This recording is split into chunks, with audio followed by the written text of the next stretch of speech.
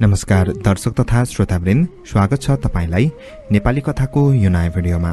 आजको भिडियोमा नारायण ढकालज्यूका कथा पशुपति होटल लिएर आएको छु। आशा छ तपाईलाई यो कथा मन पर्नेछ। जनआन्दोलन अवधिको हरेक साँझ हामीले त्यसै होटलमा बसेर आफ्नो समय सक्यौं। त्यसलाई पशुपति होटल भन्थे, तर होटल हुन लायक सुविधाहरू त्यहाँ थिएनन्। धुवाले भिटिलिएको ढोकामाथि खिया परेको साइनबोर्ड झुन्डिएको थियो। टिनको त्यो साइनबोर्ड यो महानगरको स्तरसित बिल्कुलै अमिल्दो देखिन्थ्यो। साइनबोर्डको शीर्षक भन्दा तल ठेगाना लेख्ने ठाउँको इनामेल खुर्केको स्पष्ट थाहा हुन्थ्यो। यसको अर्थ के थियो भने त्यो साइनबोर्डको प्रयोग कुनै ठाउँ वा शहरमा गरिएको थियो। गएको पहिलो साँझबाटै हामीलाई थाहा भयो त्यहाँ देह व्यापार पनि चल्दो रहेछ। देह बेच्ने आइमाईहरू रात परेपछि त्यहाँ आउँदा रहेछन् र आफ्नो कमाई थापेर फर्कदा रहेछन्। त्यो कामका निम्ति एक तला माथिको अँध्यारो गुफा जस्तो कोठाको प्रयोग गरिन्थ्यो। त्यो घरमा जम्मा त्यही एउटा कोठा थियो। घरपट्टि कतै टाहाचालमा बस्थ्यो र महिना पुगेपछि भाडा उठाउन मात्र आउँथ्यो। साँझ ती आइमाईहरूसित पैसा तिरेर आनन्द साट्न आउनेहरूमा उपत्यका बाहिरबाट राति शहर आइपुगेका ड्राइभर, ब्यारेकमा बस्ने सिपाही र प्रहरीहरू नै धेरै हुन्थे। साथै विभिन्न टोलका गुण्डाहरू र भर्खर टिन एजमा हिँडिरहेका भावुक ठिटाहरू पनि त्यहाँ बरालिन आउँथे। यसले गर्दा त्यो होटल प्राय खचाखच भरिएको हुन्थ्यो। त्यसबाहेक त्यो होटलमा बिहान बेलुका खाना, दिउँसो चिया र रात बुढो भएपछि रक्सी खानेहरूको पनि उपस्थिति रहन्थ्यो। शहरमा काम गर्ने फरिया, मजदुर, ठेलावाला र रिक्सावाला पनि त्यहाँ आउने र पेट भरेर फर्कने गर्थे। म त्यस ताका पूर्णतः बेरोजगार थिएँ। कमाई धमाई केही थिएन। केटाकेटी छँदा सँगै पढेको साथीको डेरामा आश्रय लिएर बसेको थिएँ। त्यो साथी राजधानीबाट निस्कने एउटा अखबारको सम्पादक थियो। अखबार हरेक हप्ता निस्कन्थ्यो, तर त्यो साथीसित सम्पादक हुने योग्यता पटक्कै थिएन। गफ गर्दा ऊ आकाश पाताल जोड्न सक्थ्यो, तर एक वाक्य पनि शुद्ध लेख्न सक्दैनथ्यो। उसको यो अयोग्यताबाट मलाई बाँच्ने सम्बल उपलब्ध भएको थियो। अखबारका निम्ति म सम्पूर्ण काम एक्लै गर्थे। विभिन्न छद्म नाममा राजनीति, खेलकुद, महिला जगत र सिनेमा सम्बद्ध स्तम्भहरू लेख्थे। यस अर्थमा भन्ने हो भने म त्यो अखबारको भूमिगत सम्पादक थिएँ। त्यस बापत मैले हरेक दिन 2 छाक भात, कहिलेकाहीँ मातुन्जेल रक्सी र एउटा मैलो ओछ्यान उपभोग गर्न पाएको थिएँ। होटलको मालिक पोखरातिरको गुरुङ धेरै वर्षदेखि ट्रक ड्राइभरीमा संलग्न थियो। उदण्डता, लापरवाही र अन्धाधुन्द रक्सी खाने बानीले उसले 1 दर्जन भन्दा बढी ट्रक र ट्रक मालिक फेरिसकेको थियो। जब कुनै ट्रकवालाले उसको बानी बेहोरा थाहा पाउँथ्यो तब उसलाई राख्नु आफ्नो हितमा नभएको ठानेर सेवाबाट निकाल्थ्यो। आफ्नो जीवनको ड्राइभरी कालमा उसले 1.5 दर्जन भन्दा बढी साना ठूला घटनाहरू घटायो, तर ऊ कुनै पनि दुर्घटनाबाट परमधाम पुगेन। जीवनमा गुरुङले जसरी ट्रक मालिकलाई फेर्यो त्यसरी नै स्वास्नी फेर्नमा पनि उसको नाउँ सबभन्दा बढी चलेको थियो। भनिन्थ्यो कुनै पनि आइमाई उसित पहिला आएपछि 15 दिन भन्दा बढी टिक्न सक्दिनथे। अब बातको कुरा हो, पशुपति होटलमा अहिले बसेकी पछिल्ली स्वास्नी चाहिँ विगत 1 वर्षदेखि उसित अडिएकी थिए। गुरुङकी यो पछिल्ली स्वास्नीलाई भट्टीमा नियमित आउनेहरू सुषमा भाउजू भनेर सम्बोधन गर्थे। गुरुङ सुषमा भाउजूको दोस्रो लोग्ने थियो। पहिलो लोग्ने गल्ला मुद्दामा जेल परेपछि सुषमा भाउजू गुरुङसित पहिला आएकी थिए। त्यसबेला सुषमा बुटवलमा होटल चलाएर बसेकी थिए। पशुपति होटल बुटवलमा लगभग 2 वर्ष चल्यो। गुरुङसित पहिला आएपछि ऊ बुटवलबाट यो साइन बोर्ड बोकेर काठमाडौँ लागि। जनआन्दोलन चर्कन थालेपछि हामी अरू धेरैजना त्यो होटलमा जान थाल्यौं। साँझ पर्ने बित्तिकै हामी त्यहाँ बस्थ्यौं र रात छिपिएपछि डेरा फर्किन्थ्यौं। त्यसबाट हामीलाई प्रत्यक्ष फाइदा पनि थियो। आन्दोलनकारीहरूलाई खोज्दै हिँडेका प्रहरीहरू सडकमा हिँडिरहेका सामान्य मानिसलाई पनि कहिलेकाहीँ गिरफ्तार गर्थे। त्यसैले पनि जति सक्दो बढी आफूलाई जड्या बनाउन सक्यो त्यति फाइदा हुन्थ्यो। प्रहरीको गिरफ्तारीबाट बच्न योभन्दा उत्तम उपाय हामीले देखेका पनि थिएनौं। त्यो होटलमा हरेक साँझ जम्मा हुनेहरूमा एउटा कवि पनि थियो। लाम्चो मोहडा भएको त्यो दुब्लो मानिसको नाम अर्कै भए पनि सबैजना उसलाई कवि भनेर बोलाउँथ्यौं। ऊ पनि हामी झैं दिनहुँ त्यहाँ आइरहन्थ्यो। ऊ सधैँ भावुक देखिन्थ्यो। ऊ र हामीबीच चाँडै प्रगाढ मित्रता कायम भयो। सुरुमा हामी 2 जना थियौं भने अब 3 जना भएका थियौं। दिनहुँ एउटै तालिकामा बद्ध भएको हुँदा सुषमा भाउजू पनि हामीसित धेरै नजिक हुन थाली। केही दिनभित्रै हाम्रो सम्पादक र सुषमा भाउजूबीच कति गाढा मित्रता भयो भने दुवैले दिदीभाइको साइनो कायम गरे। थर र ठेगाना पहिलाउने काम गर्दा थाहा पाए दुवै अर्घ खाँचीका रहेछन्। आफ्नो माइती नजिकको मानिस भेट्दा यस्तो अवस्थाका कुन चाहिँ आइमाई खुसी हुन्नन्। त्यस दिन उसले आफू ज्यादै खुसी भएको हामीलाई सुनाई। सुषमा भाउजू होटलका अरू ग्राहकहरूसित एकदमै तल्लो स्तरको ठट्टामा ओर्लन्थे, तर सम्पादकसित नाता जोडेपछि उसमा क्रमशः भलात्मीपनको रंग चढ्न थाल्यो। उ भन्थे, म त्यस्तै आइमै होइन, परिस्थितिले गर्दा अहिले यस्तो ठाउँमा आइपुगे। यो पनि एक प्रकारको भाग्यकै कुरा रहेछ। भाबीले यस्तै हुन लेखेको रहेछ। लेखिएको कसरी टाढ्थ्यो र? सुषमा भाउजू आफ्नो लोग्नेलाई पनि अत्यन्त घृणा गर्थे भन्ने केही दिनमै थाहा भयो। एक दिन उसले आफ्नो विगतलाई सराप्दै पशुतापको भावमा भने, त्यति बेला भाग्यले मेरो आँखामा पट्टी बाँधेको रहेछ, नत्र यस्तो राक्षसी त किन आउँथे र? किन गुरुङ दाइले तिमीलाई माया गर्दैन? मैले सोधे। मायाको कुरा? त्यस्तो असत्यको छातीभित्र पनि मायाको निम्ति ठाउँ हुन्छ? त्यस्तो भए किन अर्कैसित पहिले जान्नौ? यसैसित बस्नुपर्छ भन्ने के बाध्यता छ?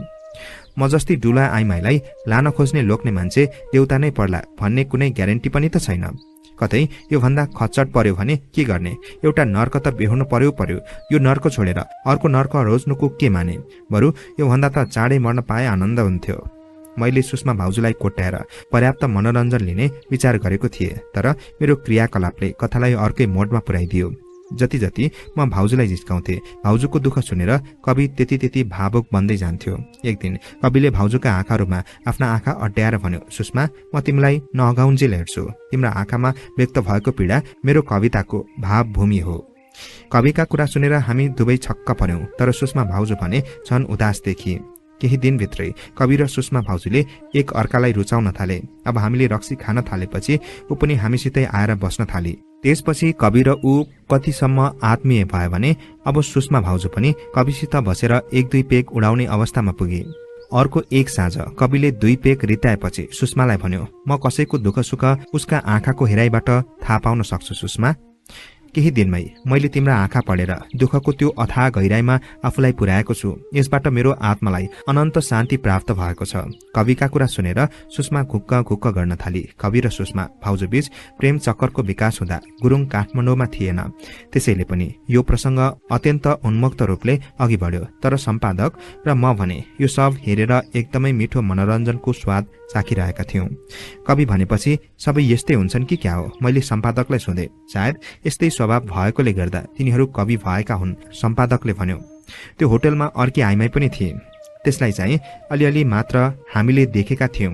आएकै दिनदेखि त्यो आइमाईले सुषमालाई सघाउन थाली। उसको उमेर 40 को आसपास पुग्न थालेको थियो सायद, तापनि ऊ निकै फुर्तिले देखिन्थे।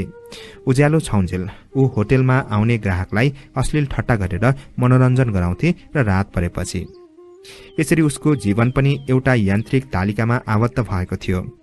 उसको मिजाज सामान्य आइमाई भन्दा अलि बढी खरो खालको थियो। ग्राहकले मासु चाहियो भनेर माग्दा कस्तो मासु, काँचो कि पाकेको भनेर ठट्टा गर्न ऊ आफै न्यू थाप्थे।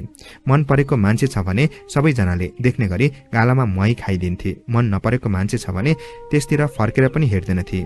यस्तो स्वभाव देखेर त्यसलाई मैले जंगली मैया नामकरण गरेको थिएँ। होइन सोम, तैँले कस्तो उपयुक्त नाम जुराएको, जस्तो नाम उस्तै काम। उसको छनक मनक हेरेपछि सम्पादकले मसित भन्यो, यो फलामले बनेकी आइमै हो, जसले उसलाई स्वास्नी बनाउँछ। यो एकदमै भाग्यमानी हुन्छ। मैले भने, तैपनि कतै यसलाई लभ गर्न थालिस् कि क्या हो? कतै कविले सुषमालाई चाहिँ तैँले पनि यसलाई विचार त गर्या छैनस्? सम्पादकले भन्यो। ठिक भनी सोम, मैले बिहे गर्ने हो भने यस्तै आइमाईलाई पहिलो प्राथमिकता दिन्छु। अर्थात् त आफ्नी स्वास्नीले यसरी नै मालामाल कमाओस् भन्ने चाहन्छस् होइन? म जस्तो एउटा बेरोजगार युवकले यो भन्दा बढी फाइदाजनक सपना अर्को के नै देख्न सक्छ र? अन्तमा मैले भने। केही समयपछि गुरुङ बुढो ट्रक घिसार्दै काठमाडौँ आयो। होटल आएपछि उसले चाल पायो आफ्नी स्वास्नी अर्कैलाई भगवान बनाउने अभियानमा जुटेकी छ। त्यसपछि उसले बेसरी रक्सी तोक्यो र सुषमालाई हड्डी चौडा हुने गरी पिट्यो। सुषमा भाउजू रातभर रोएर बसी। बिहानदेखि उसलाई निस्लो ज्वरो फुट्यो। 7 दिन जति उसले ओछ्यानमै बिताउन पर्यो। सुषमा भाउजू कुटिएर थला परेको थाहा पाएपछि कवि प्रचण्ड क्रोधको अग्निमा परेर छटपटायो। रक्सीको पहिलो पेग सिद्ध्याउँदा नसिद्ध्याउँदै उसले भन्यो, अब म सुषमाको पीडा धेरै देख्न सक्दिन। या त मैले यो शहरबाट भाग्नुपर्छ या सुषमासित खुलिआम लगनगाठो बाँध्ने जोखिम उठाउनुपर्छ। त्यस रात कविले अरू दिन भन्दा 6 तेब्बर बढी रक्सी खायो। ज्वरो ठिक ठाउँमा आएपछि सुषमा फेरि पहिले झै ग्राहकहरूमाझ आउन थाली। हामीसित भेट भएपछि लोग्नेलाई ज्यादै घृणा गर्दै उसले भने, अब म यो राक्षसित आफ्नो बाँकी जीवन बिताउन सक्दिन। रन्डी नै हुनु परेपछि अब खुलियाम रत्नपार्कमा बसेर यो धन्दा किन नगरौं? कमसेकम अपमानको यो नर्कभन्दा स्वतन्त्रता र उन्मुक्तिको त्यो नर्क धेरै असल हो। त्यति भनेपछि सुषमा भाउजूका आँखा फेरि रसाए। त्यहाँ दुःख र दर्दको समुद्रका ज्वार भाटाहरू उठे। त्यस दिन कविले यो दृश्य सहन सकेन। रक्सी लाग्दै गएपछि ऊ पनि आइमै चाहिँ खुक्का छोडेर रुन लाग्यो। मेरो निम्ति जिन्दगी न त सुषमा भाउजू वा कविको जस्तो भावुक थियो, न सम्पादकको जस्तो कृत्रिमताले भरिपूर्ण। जिन्दगी मेरो निम्ति अर्थहीन हास्यास्पद दृश्यहरूको जोड खटाउ मात्र थियो। म सुदूर पश्चिमी पहाडको अनकन्टार गाउँको युवक।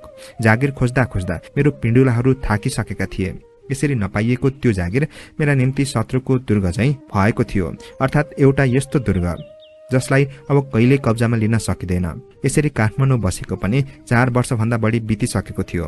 पाठमा बुढाबा र आमा, शहर पुगेको विद्वान छोरो चाँडै ठुलो मानिस बन्छ, शहरमा घर बनाउँछ, पशुपति दर्शन गर्न बोलाउँछ भनी छोटो सपनामा बाँचिरहेका थिए। घरबाट समय समयमा चिठी आउँथ्यो। जवाफमा लेख्थे, तपाईको प्यारो छोरो एक दिन अवश्य सफल हुनेछ। म लेख्थे, मात्र मेरा अगाडि त्यो सफलताको क्षण आउने कुनै सम्भावना थिएन। यसै प्रसङ्गमा मैले एक दिन जङ्गली मैयासित सोधे, तिमी अहिलेसम्म त तरुणी छेउ, मानिसहरू तिमीलाई पत्याउँछन्। मादकताले परिपूर्ण आँखा हेरेपछि उनीहरू जस्तो सुकै दास्ता पनि स्वीकार गर्छन्, तर बुढेसकालमा पुगेपछि तिम्रो के हविगत होला? ती मैयालाई सोधेको यो प्रश्न मैले आफैलाई पनि सोधेको थिएँ, बुढेसकालमा मेरो के हविगत होला? तर यो जटिल प्रश्नमा जङ्गली मैया अति सरल किसिमले बोली, म कहिले भोलिको कल्पनामा बाँच्दिन। म आज बाँच्छु, आज खान्छु, आज मोज गर्छु, भोलि भगवानको हातमा छ। भगवानले जे गर्छ त्यही हुन्छ। साँच्चै हो? तिमीलाई भोलि सम्झेर डर लाग्दैन? डर मानेर के गर्ने? डर मानेर समस्या सुल्झने भए के थियो र? के को डर? म आज पनि मासुको मोल र काम बासनाको रागमा बाँचेकी होइन। कसैले मलाई भित्रदेखि मन पराउँछ भने, आदर गर्छ भने म पनि उसलाई मन पराउँछु र आदर गर्छु। यस्तो मानिससित कुनै मोलतोल बिना प्रेमको अँगालोमा बाँधिन्छु। मन नपरेको मानिससित म 1000 रुपियाँ पाए पनि बेचिने गरेकी छैन। मेरो सफा मनको बारेमा भगवानलाई पनि थाहा छ। त्यसैले म किन भोलिको आतंकले डराउँ? जङ्गली मैयाको जीवनबारे दृष्टिकोण र बाँच्ने परिभाषा सुनेर मेरो मनभित्र बिस्तारै घाम चुल्कन थालेको थियो। यसरी समय पनि पुरानो वायुपंखी घोडामा सवार हुँदै अघि बढिरह्यो। फागुनको अन्ततिर पुगेर त्यस वर्षको जाडोले पनि बिदा लिन थाल्यो। जनआन्दोलन भने अरू धेरै उत्कर्षतिर बढ्यो।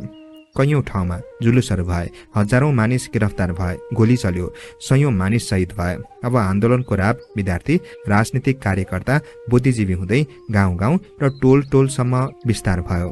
कतिसम्म भने टोल टोलका गुण्डाहरू पनि भन्न थाले, अब पञ्चायत टिक्दैन। चैत सुरु भएपछिको एक साँझ हाम्रो होटलमा पनि पञ्चायतबारे कुरा उठ्यो। कविले एकदमै उत्तेजित भएर भन्यो, अब यो व्यवस्था कुनै पनि हालतमा टिक्दैन। मान्छेको रगतमा होली खेल्न थालेपछि संसारको जस्तो सुकै बलियो तानाशाहीको पनि आयु छोटो हुन्छ। टिके पनि नटिके पनि हामीलाई के फरक पर्छ र? कविको कुरा सुनेपछि जङ्गली मैयाले भने, जेसुकै भए पनि हामीलाई आफ्नै राजा ठिक छ। मलाई त अरू कुरा थाहा छैन। सोरोकुट्टे थानाको हवलदार च्याठियो। हवलदार कराउन थालेपछि कवि अरू बढी उत्तेजित भयो। सभामा पुलिसहरू जान्ने सुन्ने भएको मलाई पटक्कै मन पर्दैन। यहाँ राजा ठिक वा बेठीको कुरा कसले निकालेको छ? त्यसपछि विवादको बाढी उर्लियो। होटलमा बसेका सबै एकातिर र हवलदार अर्कातिर भए। सबैजनाले चर्को आवाज निकालेपछि हवलदार टिक्न नसकेर 2 पेक रित्ताउने बित्तिकै पुच्छर लुकाएर त्यहाँबाट हिँड्यो। त्यस दिनको बहस यति खतरनाक होला भनेर हामी कसैले सोच्न सकेनौं। राति 10 बजेतिर बाहिर निस्केपछि थाहा भयो हामी गिरफ्तार भइसकेका रहेछौं। तर यो हाम्रो गिरफ्तारीमा सोरोखुट्टी थानाको हवलदारको हात थियो वा थिएन थाहा हुन सकेन। जनआन्दोलनमा जम्मा 7 हप्ता चल्यो र हामीले 20 दिन जेलका कोठरीमा बितायौं। 46 साल चैत्र 26 गते जब त्रिपक्षीय सम्झौता भएर पञ्चायतको अन्त्य भयो, हामी 3 जना रिहा भयौं। जेलबाट छुटेको दिन हामी पशुपति होटलतिर लाग्यौं। 20 दिनसम्म हामीले जेलको मरुभूमि काटेका थियौं। त्यसैले हाम्रो सामूहिक विचार थियो, आज 20 दिनको भयानक तिर्खाको क्षतिपूर्ति गर्नै पर्छ। आजको सिंगो रात रक्सीमा डुबेर बित्नेछ।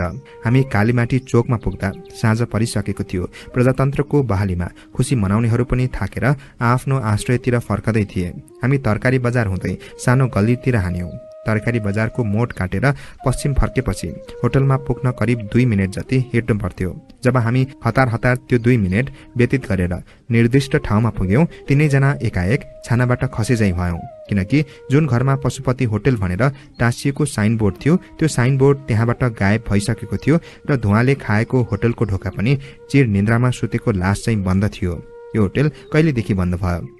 यो अप्रत्याशित परिवर्तन देखेर हताश भएको कविले नजिकै अर्को पसलेलाई सोध्यो। कर्फ्यू लाग्नुभन्दा 4 दिन अघि पशुपति होटल यहाँबाट सर्यो। यो होटलबाट पनि पञ्चायत विरोधी गतिविधिको सञ्चालन हुन्छ भनेर प्रहरीमा उजुरी परेको थियो रे। दिनहौ प्रहरीहरू आएर उनीहरूलाई यहाँबाट अन्त जान दबाब दिए। पसलेका कुरा सुनेर सम्पादक र मैले मुखामुख गर्यौं। प्रहरीले यतिसम्म गिरेर काम गर्ला भनेर हामीले सोच्न सकेका थिएनौं। कस्ता मूर्ख शासकहरू। गल्लीबाट फराकिलो सडकसम्म आइपुग्दा सिंगै शहर रातको अँगालोमा बाँधिसकेको थियो र त्यो एउटा कालखण्डमा हाम्रो जीवनको सहभोक्ता बनेको त्यो होटल हाम्रो मानसपटलबाट क्रमशः मेटिने तर्खरमा थियो। कहाँ गए होलान् तिनीहरू? सुषमा अहिले कसरी बाँचेकी होली? गुरुङसितै होला या अन्तै कतै गई होली? के तिनीहरूसित फेरि हाम्रो भेट होला? भूतपूर्व पशुपति होटलको फितातिर फर्केर यसरी नै कवि आफ्ना उदास प्रश्नहरूको तीर वर्षाउन थाल्यो। तर ऊ जति भावुक भए पनि, कविताका महान पंक्तिहरूमा बोल्न थाले पनि कुनै जवाफ पाउन हामी असमर्थ थियौं। हाम्रो रित्तो मन बोकेर त्यहाँबाट फर्कियौं। दर्शक तथा श्रोतावृन्द, यो रहेको थियो कथा पशुपति होटल, कथाकार नारायण ढकाल। यो सँगै आजको लागि कथा सकिएको छ। कथा सम्बन्धी प्रतिक्रिया भए कृपया कमेन्टमा उल्लेख गर्नुहोला। अर्को भिडियोमा अर्को कथाको साथ उपस्थित हुनेछु। तबसम्मको लागि म कथावाचक जमिन राईलाई बिदा दिनुहोस्। नमस्कार।